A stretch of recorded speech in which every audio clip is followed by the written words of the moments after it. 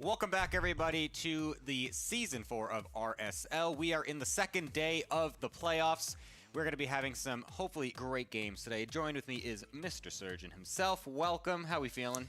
I'm feeling good, man. We've got some top level. And welcome back, everyone. Welcome back to another season, another edition here of the RSL. The RSL 2026 season number 4, playoffs day 2. I'm, of course, just VIP. With me, I'm joined by, of course, our main casters, by both Gemini and Sturgeon over on the main stream. Meanwhile, we are here co-streaming.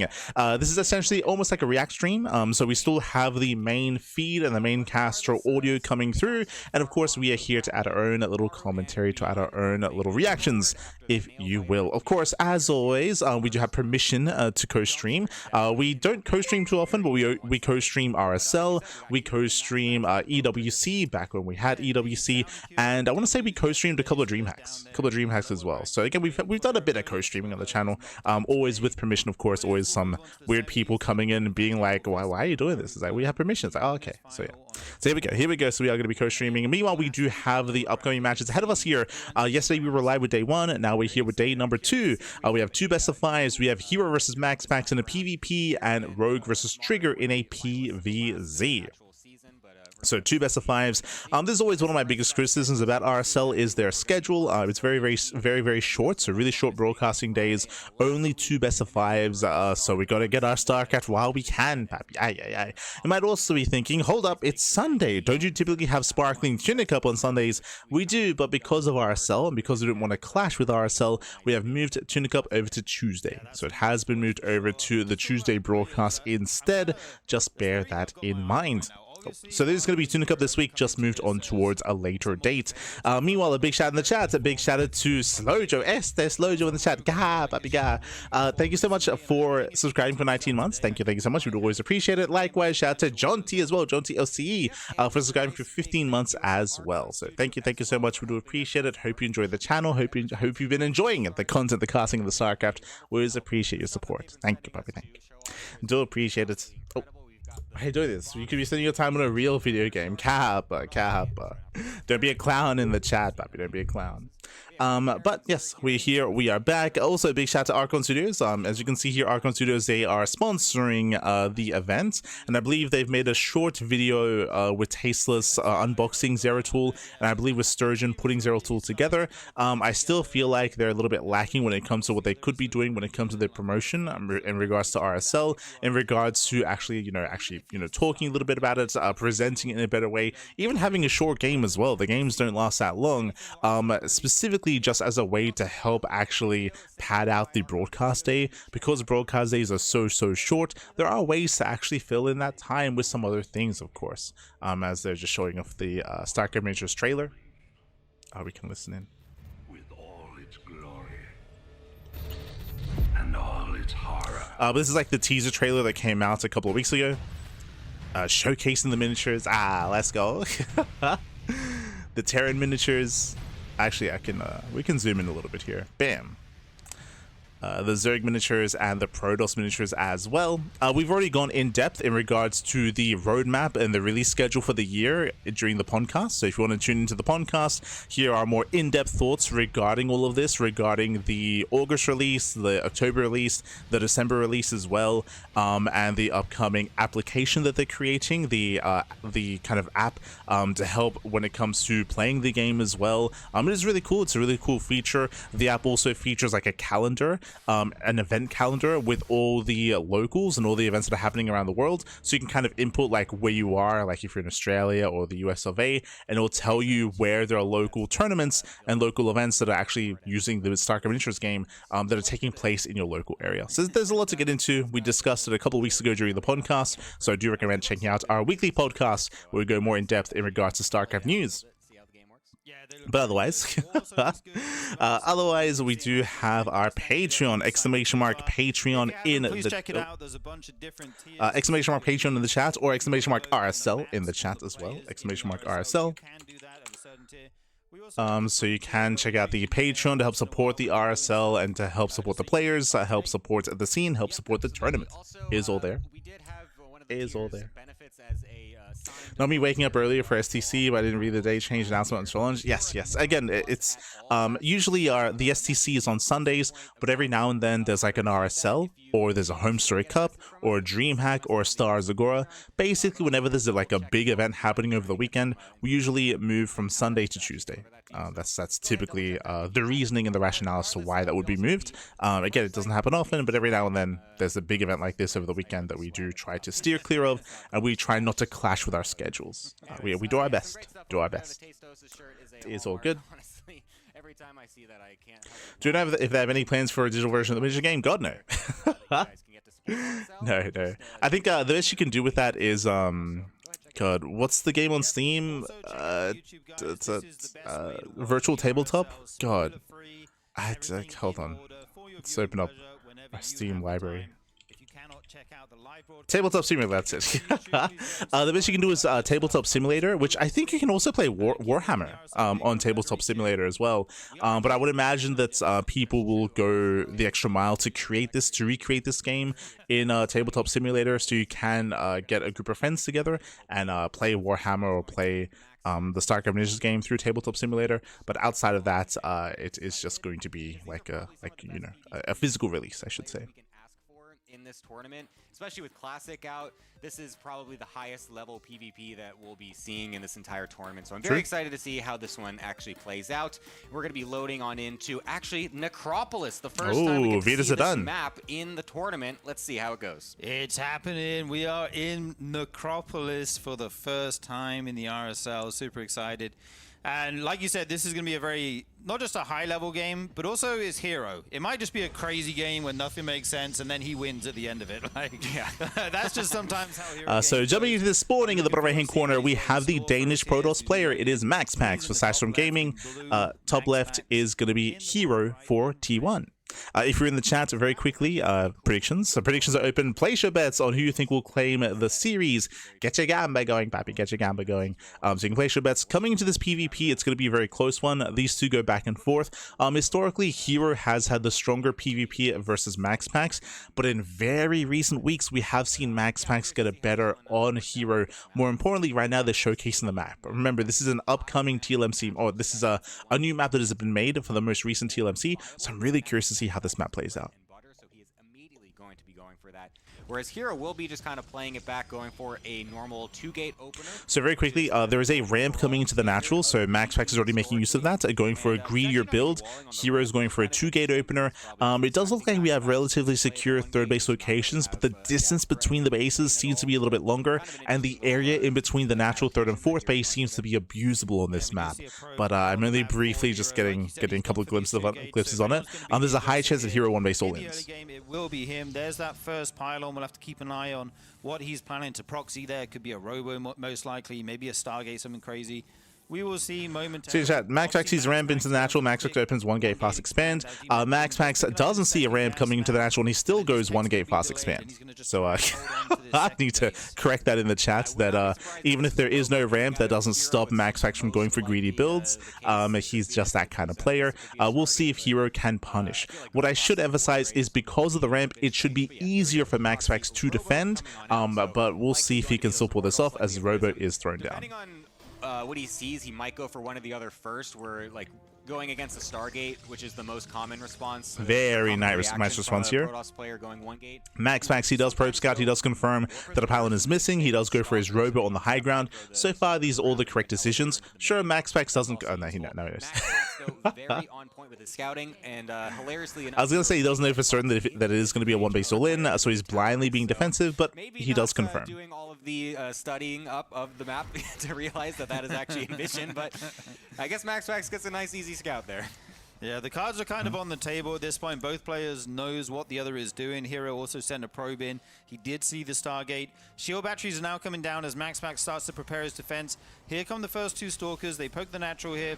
They do see it's a Stalker coming out, and they're just going to try and poke away at that. Oh, wait, am I blind? Did he start a robo, then cancel, then go for the Stargate? I swear he had a robo response, right? Am I crazy? Am I crazy? Did we not see the robo thrown down? And it looks like MaxPax has a probe on the other I side. could be crazy. Maybe we panned over like hero's proxy, and I just assumed it was MaxPax's robo, but I thought I saw defensive robo. Gonna help solidify that. So here's the Guys, hero dives into the main. Talking about getting into the main base away from the shield battery makes it much more easy for hero to deal some damage. But luckily, MaxPax, well in preparation, puts that second battery's in the main. He's ready. He's set up. So it still gives an anchoring point for this Void Ray. Yeah, and the Void Ray is kind of the linchpin of the defense here. If you've got Void Rays alive, you always have a chance. If they fall, though, things could get dicey quickly. Got crazy, but I think we did see robo thrown down. Okay. Not, amazing, but nice little pick off there, putting the Adept to use. And he's going to try and use this angle on the side of the main base here. There is a probe spot in that, though. Very nice attention to detail from MaxPax. It's good to know. His units come over now, start to engage, even pulling some probes as well, just to tank some of the damage here. He doesn't need to get any further ahead. Oh, no, the Stalkers! Oh, my God. Nice pick up there on the one Stalker, but one fall in there. Yeah, a bit sloppy from hero, to be honest. We expect him to be able to save every single one of these Stalkers with the micro that he is absolutely capable of doing. So yeah, here he lost one Stalker. Oh, just terrible micro. Unnecessarily. But he did sustain a lot of losses. And oh, second Stalker goes down. Doesn't actually get the shield battery. The other one healing it, and he loses a Stalker again in that trade. MaxPax so far with an immaculate hold. Yeah, this is looking really good. Immortals now joining. Again, as a reminder, as time goes on, we're building up more shield batteries and more Void Rays. It's becoming an easier defense for MaxPax. Good point to focus down and try to break. But every time he comes up into the main, MaxPax is so quick to pull those probes, just add some more, add a meat shield for his units to be behind while they tank down. Where is that Maul going? Just going to station outside the natural here as he continues to poke. Yeah, the problem is that the Void Ray count just keeps increasing. Oh, you can get the battery. Immortal getting sectioned off to the left just to try and DPS down this battery. Of course, dealing extra to armored buildings will help versus that. But these Void Rays, once they get in high enough number, you can see they can just burst down units extremely quickly. So MaxPax, he does activate all three prismatic alignments at the same time. That is a bit of a misstep here out of MaxPax. That's a little bit dangerous. Now there's going to be a win-win time where he will not have prismatic alignment. There's a decent amount of Stalkers at this point, and with the no battery in the wall, going in. It does mean that once these force fields are gone, hero might have an opportunity to get underneath the Void Rays, but the nice force fields, buying time. No more sentries though. From MaxPax, and it's been very. He has one more force field. Yeah, he's targeting down that Cybercut, not going to be able to get it. Forced to move back if he got that. That could be a big pick off. Another Void Ray in production, and like you say, once they reach a critical mass, prismatic alignment should be off full cooldown soon. But this is so many Stalkers from hero now. Starting to get a bit scary here. Nice pick up on that Stalker. Ooh, this is one. The Immortal almost goes down. Jesus. Yeah, we'll be able to save a few of those Immortals extremely low, so much better micro overall from here to keep most of these units alive, but still bleeding out a unit here and there. It does kill the Cybercore, which is nice, so he will know that there's not really going to be much more on the ground, just going to be a couple of Zealots, if anything. And I do like this addition of the Adepts as well now to split up the attention, make it more difficult for MaxPax to defend. Having the Adepts gets into the middle line. Base, try to kill no target finding though. While the rest of the army then tries to poke at the front once he has the opportunity to do so. Actually, he's just kind of sitting here now, too. Killing he's a lot of probes. Baiting MaxPax into not sending anything else in the main, so that way the Adepts actually still get some pretty good damage. I feel like this is starting to go better for hero just because he's not really losing any units. Yeah, and he gets another gateway there as well. One more Void Ray on the way. Yeah, the natural's becoming a little bit more open. These Adepts, they wreak havoc. 7 more probes going down. But he's got to keep that lead if he wants to keep outmining hero on the 2 bases. One more Void Ray now. Prismatic alignments, and once again he did activate all 4. He's actually going to block the natural. So all 5 even. That's a lot of Void Rays. But I don't think hero has any intention of doing that. As he I think he has 1 prismatic alignment. Oh no, sorry, he had 3.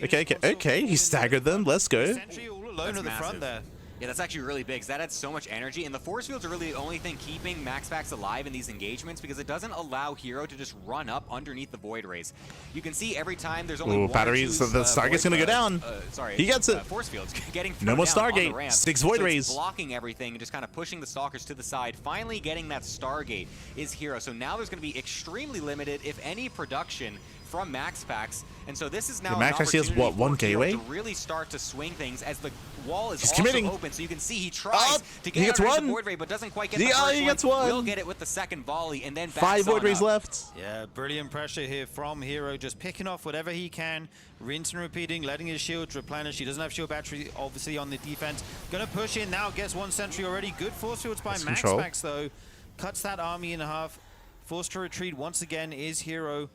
As they try to emphasize, these force fields are crucial. Without them, I mean, again, MaxPax, he would be dead. So many Stalkers now, and the force field numbers are starting to thin out here.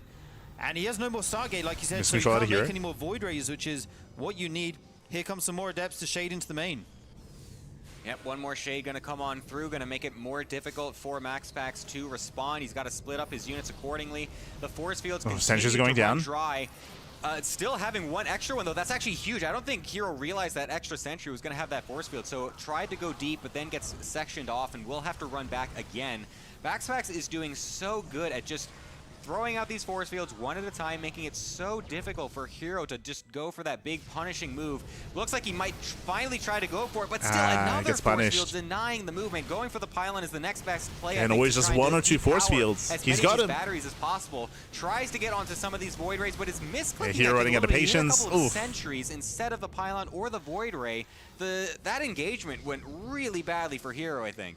Yeah, and I think he might only have one more shove here. It looks like MaxPax is starting to get so many more units out. He remade the gateway. Force field goes down. herO forced to retreat again and loses another unit. Even got some Adepts in the main. MaxPax, he got across the map. Here they come, and herO's nothing at home to defend here. He's going to have That's to walk game, home. yeah. It doesn't even GG. bother. GG. MaxPax takes game number 1 with an excellent defense of his 1-gate expand. Yeah, that was great for MaxPax. Just the patience to be able to continually warp in sentries, just keep backing up, throwing one or two force fields down every single time. Sure, you don't get the full block like you normally Yeah, GG well played. I appreciate that Gemini's focusing, and again, I feel like whenever we go to PvP or any Protoss matchup like Gemini, he's usually locked in. But I appreciate the emphasis that he's putting on the sentries there, because again, it was like the sentries were the MVPs. Time and time again, there was always like at least one force field available, so he was able to choke up, if not punish herO every time he tried to dive in. herO did a great job at gaining ground and pushing to the natural, but despite knocking down the gateways and the Stargate and the Cybercore, he couldn't really collapse on those Void Rays. Like MaxPax did some really nice Zoom City there with those shield batteries and with the force fields as well. GG, well played. Did hold on. And just throw the game. Like if your Void Ray's attack move a little bit too far forward, now I did miss the vetoes. The vetoes are going to be quite crucial when it comes to how defendable some of these bases are going to be. Again, bearing in mind that MaxPax is known for his greed in PvP, and there are certain maps that are a little bit stronger to defend. We did speak on it, but Necropolis, because of the ramp, it is a stronger defense on that map. It was impressive just how hard herO was able to push in and how much damage he got done, despite the defensive nature of Necropolis. But we'll see if we have other maps in the upcoming series that also have a defendable natural base. Many sentries as he was. It was actually kind of ridiculous. But anyways, we're going to be heading on into our second map in just a moment here. 10,000 feet is going to be the next playground. Okay, smaller map. See if herO can find a comeback in this one. Let's get it on over to that game. So it's going to be That's funny. When it's herO, it interesting. kind of feels like a playground. But it's going to be these smaller maps here where herO is going to be more favored. Again, smaller map in the map pool, shorter rush distance by ground, and no ramp coming into the natural. Because this, MaxPax should also be adapting, and we have seen MaxPax go for his own one-base all-ins before as well. Like, he can mix it up, but we should be going for a bit of a safer build this time. Still greedy, but there are safer variations of that. Just on the high ground where he goes for that one gate and then gets the Stargate in the main base as well. Still does like to go for that as well, so I wouldn't be surprised. So we have other new maps in the pool. Necropolis is the only new TLMC map in the map pool. The other two maps that they added are older TLMC maps. So they added Missing You Today, and they added, was it Dream and Scars? I think those are the two maps. Which is a little bit disappointing. Like, personally, I would have wanted fresh maps instead of older maps. But we at least got Necropolis, at least. All ready for herO. The probes to a high 5. And yeah, we'll have to see what the builds are going to be. Like, I don't expect to see the 1-gate expand. Technically, we can't blame RSL. I mean, we can. I don't think they should have been available for voting, but it was the patrons. It was the RSL patrons that voted on which maps to add. So they voted on the older ones. And he will absolutely do it until the end of the days. I mean, if he has an opportunity, he's going to do it because he understands this matchup better than anyone. But you could argue that RSL could have just not put them in the optional maps. He knows how to react. He knows how to do any alteration that he needs to in basically any situation. Okay, same opener out of herO. Go for the pylon. How to maneuver these early game meanwhile, we did mention this at the beginning of this series, how MaxPax, doesn't matter if it isn't safe to go for a faster Nexus, he will go for it. And there it is. We do have the gate expand out of MaxPax into Cybercore. So a very greedy build out of MaxPax, but this time there is no ramp coming into the natural. It's very, very difficult. So I assumed that he was going to go for a Nexus after Stargate, but he goes Nexus before Cybercore. Those adepts finally to send them into hero's base just to close out the game. And if we go back to game 1, the proxy, like you said, was in a very easily scoutable location next to that watchtower. Not going to be the case in this game, so MaxPax won't have the very early read of exactly what is happening here. He is looking around now with the probe, double Stalker again, followed up by Stalker Sentry for herO. And MaxPax's probe is on the wrong side of the map this time. Yeah, he's not going to get the actual confirmation of the scout, but I believe he should have seen the lack of a pylon in the main base if he was actually going for that scout. But still going for a double gate response as well. This hallucinated Phoenix. Wow. Ooh, does scout it. Wow, okay. So again, MaxPax just so aware. Scouts the right-hand side with his probe and then sends the hallucination to the left, realizing there's got to be something on the map. Loses a probe since the battery is not quite ready, and the sentry also needed to get microed back for just a moment, but still very good micro. So what's important about this kind of game instead is it's not going to be a Robo 1-base all-in, it's going to be a 3-gate 1-base all-in instead. This does hit faster because you're just amassing your Stalker, you're not waiting for a War Prism, you're not waiting for an Immortal either. So it is a faster, more aggressive build in a sense. Oh, he gets the sentry! Actually, Oh my god! herO's a madman, actually going so far forward with that sentry. Getting a little bit worried for it there. MaxPax will bring some probes now, but he's actually losing a couple. And finally, the shield batteries finish. That is a lot of batteries as well. Ooh. So MaxPax is going to be feeling very secure with this many, batteries. 5 shield batteries that he made. But until then, until they actually start to get the production ramped up, gets on sentry, bleeds out a Stalker, gets 2 sentries, 3. Ooh, he's one-shotting. herO gets a nice couple of trades on the sentries. That's massive because you want to be able to deny those force fields as much as possible because that does dictate these engagements so heavily. It's going to be a. And again, as you can see here, he's within 2-shot range. He can 2-shot Stalkers. Units coming on in. How can MaxPax defend this? Yeah, no War Prism with this or anything like that, so he doesn't have to worry about the main. That's one good thing. But oh, the Autosis Pylon! Is he going to get his Pylon? Oh my god, G-Powers 2. Doesn't quite supply block him, but just a little bit of supply left. Forced to pull the probes once more. herO looks like he might be gaining a big advantage in this game. I thought for a second that was going to be an Autosis Pylon, but on the right-hand side, that was an extra pylon with us in spirit. We'll be able to back up those batteries right there. The micro potential here from herO is still so large because he's got such a big area on the left-hand side. He can always go in and out. He can always attack the Nexus if he wants, attack some of the probes, and then go into the shield batteries and the units. He has the real estate to go for these moves, and it's on MaxPax to kind of try to like bait him into the right position. Hopefully gets a force field in the right. There's only one shield battery with energy left. But I believe there should be an energy overcharge. Go a little bit deep. One force field, not enough to block as many units 2. as possible. Gets 3. So he will get a couple of nice one-shots onto these Stalkers, and he's not losing too much himself. So he will start to try and swing this to his favor. But will this actually be enough? Because MaxPax still has a decent amount of production. herO bleeding out 2 Stalkers, bit of miscontrol at herO. He's still 6 ahead. 3 Stalkers. With the eco as it is, as long as he survives. Here comes the next warp in though. Yeah, rough control there from herO, bleeding out a lot of Stalkers. He's running out of steam. Trying to save as many units for MaxPax. That one Stalker just living, but finally falls. And right now the Stalker numbers look almost even. Just a couple more for herO, and with the shield batteries. But here come the Adept shading into the main. Yeah, it sounds like they missed it, but basically herO, he miscontrolled. He started stepped in, but he missed a volley. And he lost 2 Stalkers. Sorry, he missed 2 volleys even, and he lost 2 Stalkers as a result of that. And I believe herO is running out of steam. And a lot of these batteries are actually very low on energy right now. They're not able to heal very much. So even though herO doesn't have the one-shot potential with all of his units, he's still kind of DPSing some of them down. A Zealot being used to start trying to keep this going. It's still very close. Against that as well. This is so, like, this is just so down to the wire. This micro is absolutely ridiculous from both players. I don't even know who's going to win at this point, but I feel like MaxPax is starting to get a nice swing, especially with that probes around on the left. Sick probes around, says no escape for these Stalkers, and they are probably all going to fall here unless herO can get them out somehow. One remaining, that one. hero's down in economy, he's down in momentum. GG gets called, and MaxPax is up 2-0. Jeez, man, he is just so good at these early game micro interactions. Yeah. He just knows exactly what he needs every single time. That response was a different one as well. He didn't go for the Stargate that time at all.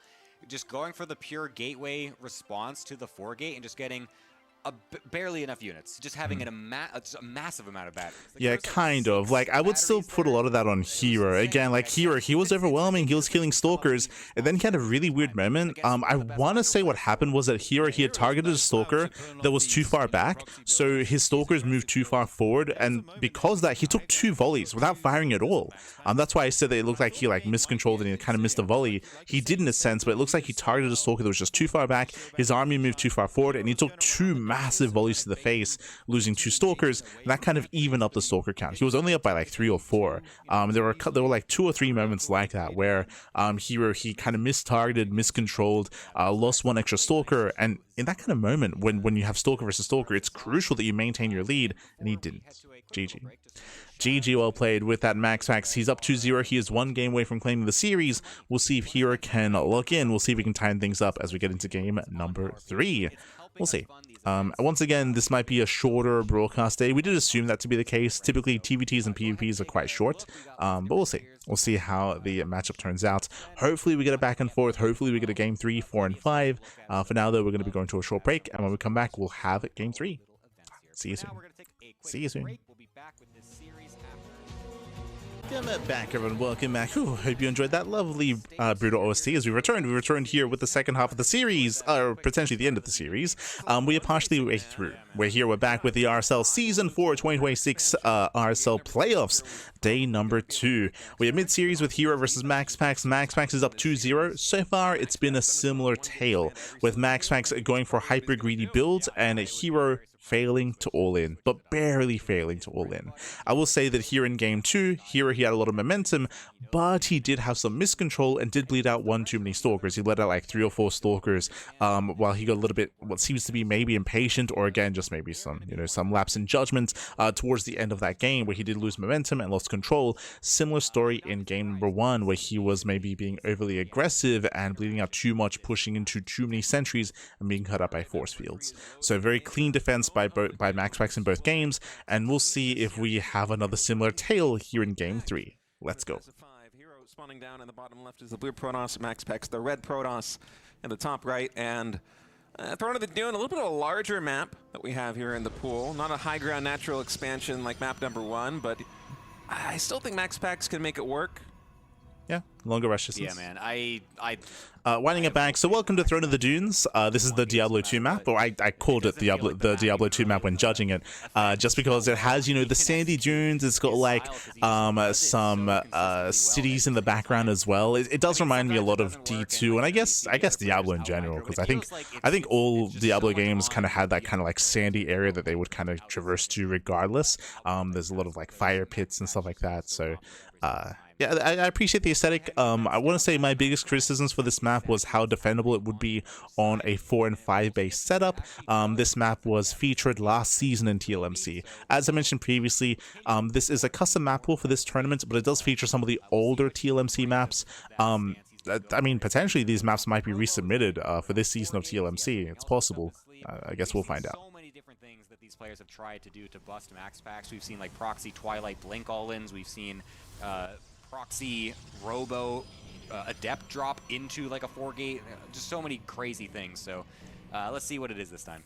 Yeah, one approach that herO's been doing quite often in PvP is making the build look like it is going to be an all-in, and then as the opponent, MaxPax in this case, will perhaps overreact by throwing down shield batteries. If they go for a forge, throwing down cannons, cutting probe production, focusing on the defense. herO just probes up and expands back at home, but we haven't really seen that from him so far in this series. Have to wait and see what the choice will be from herO as that Cybernetics Court finishes up. Yeah, I would agree with State here in that one of the biggest strengths that herO has is being unpredictable, is one base all-inning or faking one base all-ins, and MaxPax often does fall for it. Here, MaxPax going for his low ground Nexus. That is a Nexus after the Cybercore this time. From MaxPax there, and it looks like herO might be either expanding or trying to fake that he's expanding by putting this low ground pylon here and keeping the probe at the natural. Okay, Stargate. We'll be going for a Stargate with the double Adept, so another new look for herO. Will get scouted from the Hallucinated Phoenix by MaxPax though, so that's not going to stay a secret for very long. We'll see if herO's actually going to expand with this or not. It looks like he is kind of queuing up to still play this a little bit more macro. Yeah, as they're kind of alluding to, but I wish they had a little bit more conviction in their words. herO is playing macro. He's going for a faster Stargate for harass, but he does intend to expand. Base here for MaxPax. Usually PvP, to block the shades, you're going to keep a probe there, you're going to throw down a shield battery. The Oracle could just power right on through that and allow those 4 adepts to get into the main base. So we'll see. That's going to be the choice here by herO. MaxPax on his side of the map is going into a Stargate himself defensively. It's his most standard option, so herO's probably going to be expecting this. I don't know whether herO's going to commit to a Phoenix versus Phoenix war. I know MaxPax would love to get into a Phoenix versus Phoenix game. No, already we see a Twilight Council here for herO. And let's see if we can get done with these adepts. Yeah, he's got to be very careful, though. Doesn't want to get caught by any force fields and just lose them for free. Sentries are deceivingly good against Adepts with that bonus versus shields they got a few patches ago. We'll just go in with the Adepts to continually shade and just kind of threaten if you're going to go for that. It's just an overall nice move to just make sure that the opponent is always... Yeah, since MaxPax got out of this, his response here is Stargate into Phoenixes, so we do have a Phoenix set up here by MaxPax. He should be okay. Adepts, as you commit to shade, they attack the shield battery, though. Targets and hits the battery as his first volley, and then just gets stuck. And then surrounded as well by the probes. This has been a terrible move from herO so far. Yeah, and then the second hit was on the sentries. 2 of these Adepts are going to survive, but trading basically 3 Adepts for just 2 probes right there is not a good feeling. With the shield battery in the main base, he's just going to throw down kind of a spiteful stasis and then he thinks better of it, yeah. I was going to say, maybe he doesn't have the energy back at home with that natural expansion now finished up, likely chrono boosting probes, but no, he does have the energy to recall the Oracle, and MaxPax is going to make 1 or 2 more Phoenix at least here, as herO's already transitioning into Blink. It's a little bit nitpicky, but fun fact, herO, he misplaces Pylon on the low ground, and he has inefficient mining as well. It's a rough start for herO. It's rough. Incredible amount of workers, because he's of course had the faster Nexus. He denied the harassment very well. The Oracle not able to really do anything. The early Adepts getting killed off. The only thing that's not in his favor, of course, is the Blink upgrade. He had gone for the Phoenixes continuously because he didn't know exactly if herO was going to commit to the Phoenix war or not after the initial Oracle. So he had to make a few of those, and then he goes into the Robo and Twilight afterwards. So there will be a timing that herO does have with Blink, and he will overall have map control with this faster Blink Stalker. Yeah, he may just go for an all-in. He does want to keep the aggression up. He doesn't want to let those Phoenixes run across the map and just kill a probe. I believe herO's getting a 3rd gateway back at home, and this might be a 4th gateway for a 2-base 4-gate all-in. We might even afford like a 5th and 6th. In front of MaxPax's natural expansion, also setting up a proxy pylon here. Maybe even an extra gateway will be coming down here for herO. Is one of the ways that he likes to play against MaxPax. Yep, there it is. This style is... It's not necessarily a 1-base build, gets but scouted. eventually it starts to kind of feel like one when he just warps in nothing but Stalkers on the front line with Blink and just relentlessly dives on the static defense on the Immortals. If there's Void Rays, he'll dive on the Void Rays. And actually, look at this. Probe set up for a 3rd base, and MaxPax going for DTs. Oh, wow. That's actually pretty cool. I like that. Oof. If that does get There's up, no defensive that is going Robo. to be basically a game ender, as there's only 1 Oracle on the map, so it's going to be very difficult to get detection in all of the bases and at the front in the actual engagement. That Adept could have gone deep to scout, but unfortunately does not get it. There's some units blinking forward at the natural, will actually just blink out, as they did get force fielded away. The Mortal there as well on the defensive, so it's not like herO can just kind of YOLO on in. He needs to be very careful. If he wants to target anything, he's going to have to go for that Immortal eventually as well to deny any extra DPS. But a second one also already out, needs to go into the main base. Yeah, herO going to blink right on into the main base now. Going for the MaxPax is right on Cybercore. this ramp. The Phoenix are going to try and disable as many of these Stalkers as they can, but then they think better of it. Oh. herO, blink is off cooldown. Looks like he's 2 of on. those Stalkers, a little bit of a stray movement there to not blink down. herO Does he know, though? notably did spot the Dark Shrine at the top. I don't think he clicked on it. But I'm not sure if he actually feel like he noticed it, because yeah, the glimmer of the Dark Shrine is a little bit different from the glimmer of a pylon, but I think with herO, he's focused more on the micro right now. Yeah, he doesn't know. Just on the range of his vision, and that's just one of those. The way that it's building right there too, it just looks like it's an extra pylon. Like you're not putting as much. That's a late robo out of herO. I feel like he's going to get the robo anyways, just because you kind of need it anyways at this point in the game.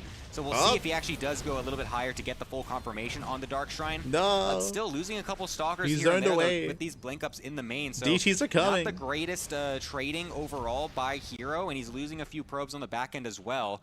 We'll see what he wants to do with that robo, if he gets an observer right away, or if he's going to just get a couple defensive Immortals and whatnot. kind of a like a 50-50 at this point, and even a blink forward from MaxPax as he wants to dislodge his position. Yeah, he's got a Warp Prism too, so he can use that to micro these injured Stalkers back. We're going to try and get the best trade he possibly can here before blinking back to safety. I think we have 1 DT on the map. No, 2 DTs actually. Moving closer and closer to hero's base. Still no observer here for herO. He's going for the Immortal. We have 1 Oracle, and that is the only As we mentioned, like, he didn't notice the Dark Shrine despite seeing it, so DT's waddling in, and this should end the game. It's in the bottom right side of the map, so these DTs are going to head into the main base, head into the natural expansion. I'm not sure if herO's going to be able to survive this. It's a lot of probes that are going to go down. Oh, and he even cancels the Immortal at like 90% as well, just out of panic, needing something to detect. This is going from bad to worse for herO right now. All of the DTs are in basically Invisible every Man, single it's mineral too line. They're good. just nuking It's these too probe lines. good. And MaxPax, he's going to posture with his army, but he can honestly just go home. He doesn't need to actually push this at all. He could just kind of chill, just wait a little bit for the opportune moment. But this probe damage so far has been absolutely detrimental to herO's economy.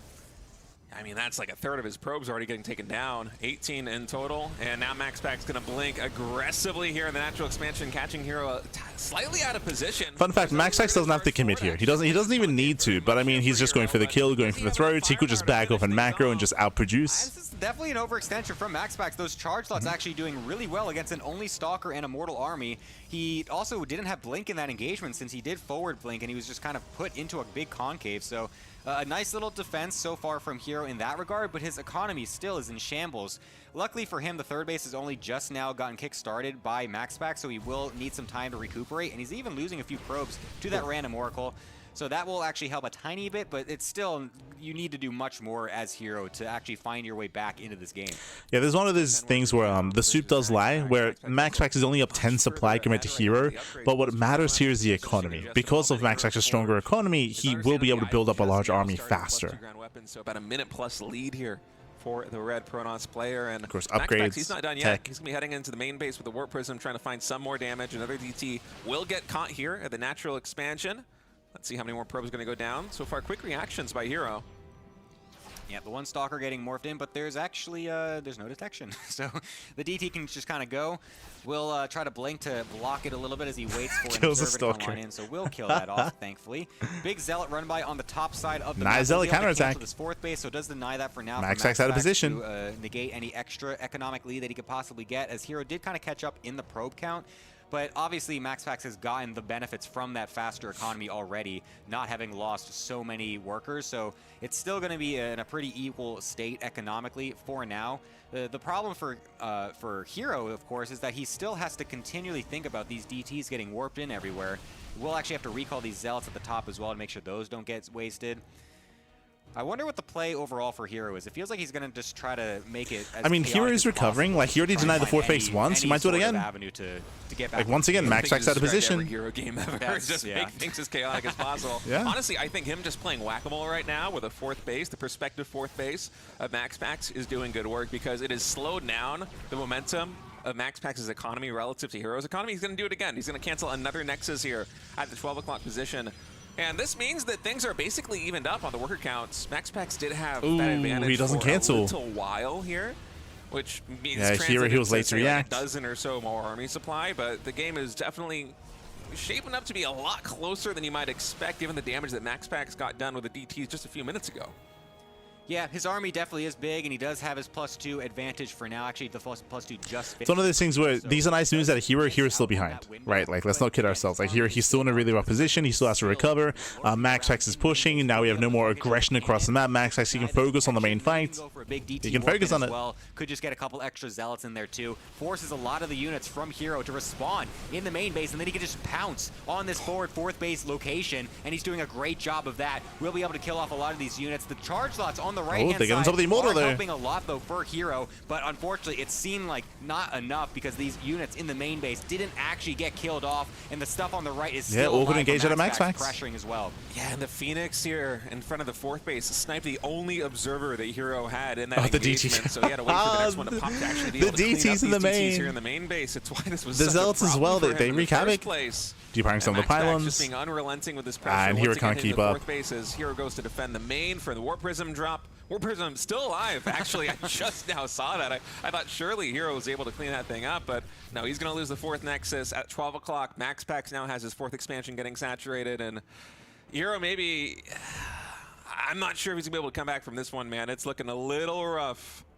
Yeah, the army supply lead is definitely still in MaxPax's favor as well. It's not even like MaxPax suicided a lot to be able to get that damage, and then there's a moment where herO can maybe swing it across with a larger army supply and then kind of catch MaxPax as he's recouping. MaxPax is already recouped. He's totally fine back at home. He's got his 4 bases set up. He's still got a decently sized army and his +3 finished as well. So he's going to have a lead in the upgrades as well. Just needs to make sure all of his units are together, because this is only half his army right now. The rest of the units do blink on in from the 3rd base, and I think that's going to be enough to be able to defend. Yeah, since you're going to try and retreat, herO just does not have enough here at the front. Man, there's so many stalkers here for MaxPax. Almost 20 army supply up right now over herO as he's going to be retreating. Distance mining from the 4th base is herO, but a TT is there to harass that as well. Blink forward, GG is called, and MaxPax is going to sweep this series 3-0. With some really clean PvP play. Yeah, I wasn't really expecting MaxPax to come swinging. GG, well played. MaxPax does claim the series. I mean, just quickly going over it here. Again, game 1 and game 2, herO, he attempted to 1-base all in. He failed to do so. Again, did look like some critical moments where herO did miscontrol and did slip up when it came to his micro, and MaxPax was able to capitalize and just overwhelm. Coming into the final game here, we had a bit of a more back and forth and a bit of a chaotic setup there. But for the most part, MaxPax, he was able to get away with his greedier economic build. We saw the early Adept harass was shut down quite quickly. The Oracle did not pay for itself. It was a very shaky start here in game 3 for herO, and because the advantages that MaxPax had, it led into a faster 3rd, better saturation, and of course the better tech leading into Dark Templar. DTs, they did do critical damage. Yes, herO survived, and the game went on for another what, 5, 6, 7 minutes, but the reality is that he sustained critical damage and he didn't quite recover. He had some nice moments when it came to denying the 4th base. He did it twice, I want to say. Yeah, twice he was able to deny the 4th, but that still was not enough. It was nice, and he was slowly closing that gap, but never quite got there. GG, well played. With that, MaxPax does claim the 3-0, and MaxPax will advance on into the upper bracket quarterfinals. With that, we have 1 series left tonight. We're going to be jumping into a best of 5 between Trigger and Rogue. That's going to be up next in the next series. That'll be after the break. Just catching up with the chat. Catching up. Diablo 1 didn't have Desert, that's why it's the best. Unironically, I think I played more D1 than any other Diablo game. Played a lot of Diablo 1. Hi. Not necessarily because it was the best one, but just because that's what we had. I actually didn't play Diablo 2 until recently, fun fact. For whatever reason, that was the one game that we skipped over, right? Like I played a lot of Brood War, a lot of Diablo 1, a lot of Warcraft 3, Age of Empires 1, but it was Diablo 2 and AoE 2 that I did not play at all until recent times, like until very, very recently. But it's all good. It's all good. GG well played. With that, again, we're going to come to a break. We'll be back soon with the next series with our next match. Fresh meat gave me kid and nightmares. Oh no. Hey guys, last week we finally got around. Yo, Ziggy, let's build that Zeratul miniature. Take it away. Studio from the StarCraft tabletop